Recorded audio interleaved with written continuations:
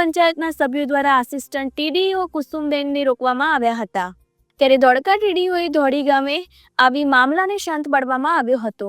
જ્યારે સરપંચ વિરુદ્ધ 5 મત પડ્યા અને સરપંચના પક્ષમાં 3 મત પડ્યા હતા તો પણ કોઈ કાર્યવાહી કર્યા સિવાય ટીડીઓ પણ આવતીકાલે જણાવીશું તેવું કહ્યું હતું અને તેમની ગાડી લઈને નીકળી ગયા હતા। પંચાયત સભ્યોને જવાબ ના આપ્યો પરંતુ મીડિયા સમક્ષ જવાબ દેવાની સ્પષ્ટ રીતે ના પાડી દીધી હતી।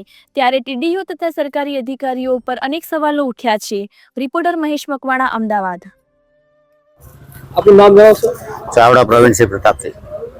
जे रीते तमारा गामना सभ्योए जे तमारी पर अविश्वासनीय दरखास्त करी तेना विषे आप शुं कहेशो? मारी ऊपर नहीं, मारा मिसिस ऊपर सरपंच जे छे एनी ऊपर अविश्वासनी दरखास्त ओली करी। मैं कोई एवा मारे मिसिसे हूँ कमिटी सभ्य छूं, मारा मिसिसे कोई एवा कोई कार्य कर्या नथी के अविश्वासनी दरखास्त ओली थाय।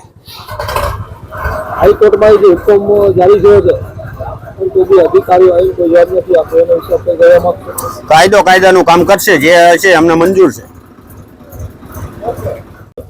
मारू नाम कसोटिया शैलेष कुमार वलुभाई कसोटिया, गाम धोળી पंचायत में अमे सरपंच विरुद्ध अविश्वासनी दरखास्त लाया था।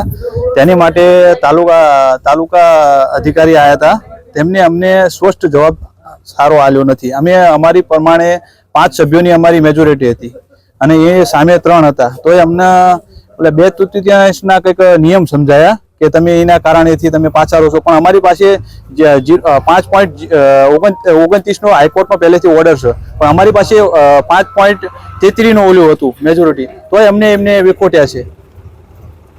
અને અમારા ગામમાં એ અમે ગમે તેને સરપંચશ્રીને અમે કંઈક પૂછ્યું કારણનું કે અમે સભ્ય છીએ, અમારે આ તે કામ વિકાસના કરવા છે, તોય અમને હમી રીતે કોઈ દિવસ જવાબ આપ્યો નથી। બસ।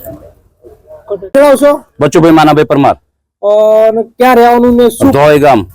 અને સરપંચ વિરુદ્ધ જે તમે કહો છો જે દરખાસ્ત લાયા શેની દરખાસ્ત લાયા શું અધિકારીઓ આ શું કાર્યવાહી કરી? સરપંચનો સસ્પેન્ડ કરવાની દરખાસ્ત લાયા હતા। અમે જે અધિકારીઓ આયા તાલુકા પંચાયતથી અધિકારી આપણે વિસ્તૃત અધિકારી અને તાલુકા વિકાસ અધિકારી આયા હતા, તો એમને કઈ કાર્યવાહી કરવામાં અમારી બાજુ 5 સભ્યોની બોડી હતી તો એમને કઈ કાર્યવાહી કરી નથી। અને જે એમને કોર્ટથી હુકમ લાયા હતા એમને કઈ જવાબ અમને આપ્યો નહીં, કે કાલ તાલુકા પંચાયત આવીને લઈ જજો। સરપંચ ઉપર તમે કયા કયા આરોપ લગાવ્યા છે? સરપંચ ઉપર તો અત્યારે એમને કઈ આરોપ જે દરખાસ્તનો આરોપ લગાવ્યો, બરાબર, બીજો કઈ અમે આરોપ અત્યારે લગાવ્યો નથી। ખાલી અમે દરખાસ્ત મૂકી, એમાં એમને સસ્પેન્ડ કરવાની દરખાસ્ત મૂકી છે। અધિકારીઓ કઈ જવાબ ના બેન ઉભા થઈને જતા રહ્યા, એનો કઈ જવાબ અમને દેવા રહ્યા નથી। અધિકારીઓ દ્વારા કામ ના કરવામાં આવ્યું તો શું કોઈનો હાથ હોઈ શકે ખરો? હા, હવે એ તો સાહેબ એ તો એમને ખ્યાલ હોય ને કોનો હાથ છે ઉપર।